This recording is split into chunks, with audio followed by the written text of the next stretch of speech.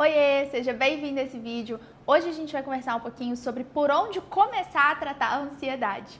Se você ainda não me conhece, meu nome é Ana Luísa, eu sou médica, eu faço psiquiatria e eu tô aqui para te ajudar a priorizar a sua saúde mental. Então, se você tem interesse nesse tema, já se inscreve no seu canal e já deixa seu joinha que isso me ajuda a chegar em mais pessoas também. Bom, para a gente começar, a gente precisa pensar aqui. A ansiedade, por si só, é uma emoção. Ansiedade não necessariamente significa um transtorno de ansiedade, são coisas diferentes. E quando que a gente vai considerar que a ansiedade está sendo um transtorno e não apenas uma emoção fisiológica e comum? A gente vai avaliar isso de acordo com os prejuízos que essa ansiedade está trazendo para a sua vida. Então, por exemplo, se você está ansioso antes de fazer uma prova, isso pode ser completamente normal. Agora, se você fica ansioso antes de uma prova, a ponto disso te paralisar, de você ficar tendo, por exemplo, crises de pânico, de ter sintomas ansiosos intensos, de não conseguir dormir, de não conseguir comer, de ter um sofrimento tão intenso que isso te paralisa em vários outros aspectos da sua vida, talvez seja o momento de considerar tratar essa ansiedade. Quando a gente fala, de transtornos de ansiedade, existe um mundo, gente, de transtornos de ansiedade. A gente pode estar falando de uma ansiedade generalizada, que é uma ansiedade com tudo, é uma preocupação desproporcional com várias coisas ao mesmo tempo, aquela cabeça a mil, muitos sintomas de tensão muscular, muita preocupação com as coisas. A gente pode estar falando, por exemplo, de uma ansiedade social, que é um medo muito grande de ser julgado, de estar sendo olhado pelas outras pessoas.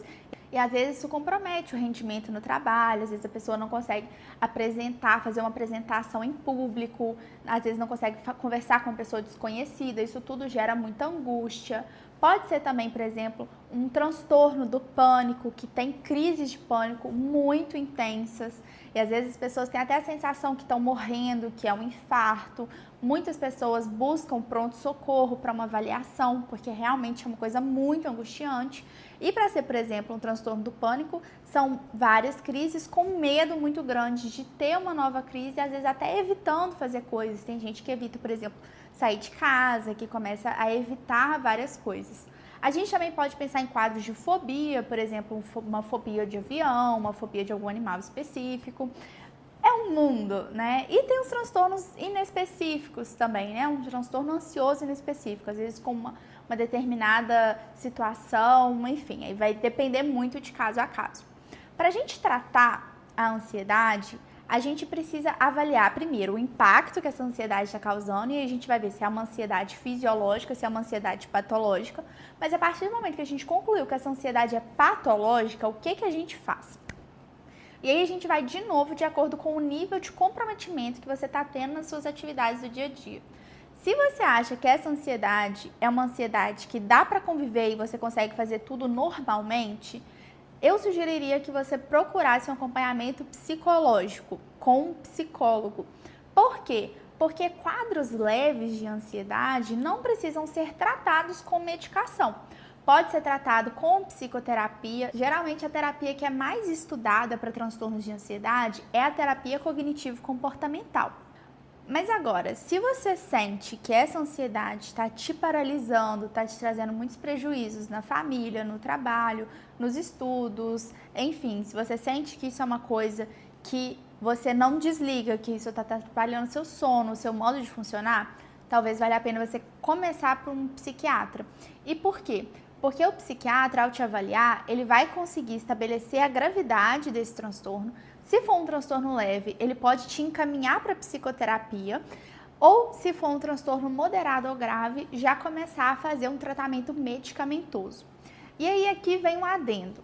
A gente trata a ansiedade não é com ansiolítico.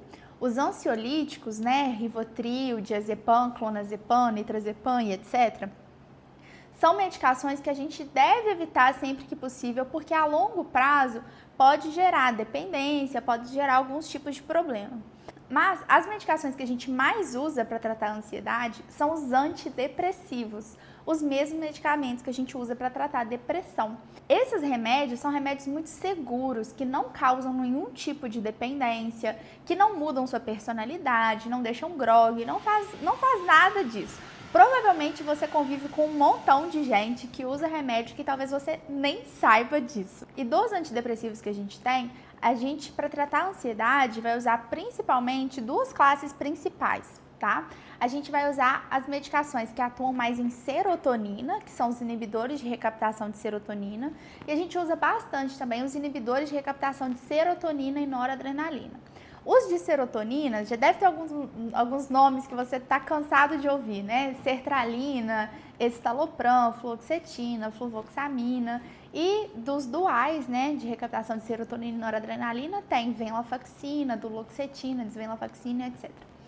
A escolha de uma medicação ou de outra vai depender muito de acordo com você, né? O que você tem medo. Por exemplo, se você tiver medo de ganhar peso, a gente não vai te passar um remédio que vai aumentar o seu apetite. A gente pode tentar, às vezes, até mesmo um remédio que vai diminuir o seu apetite.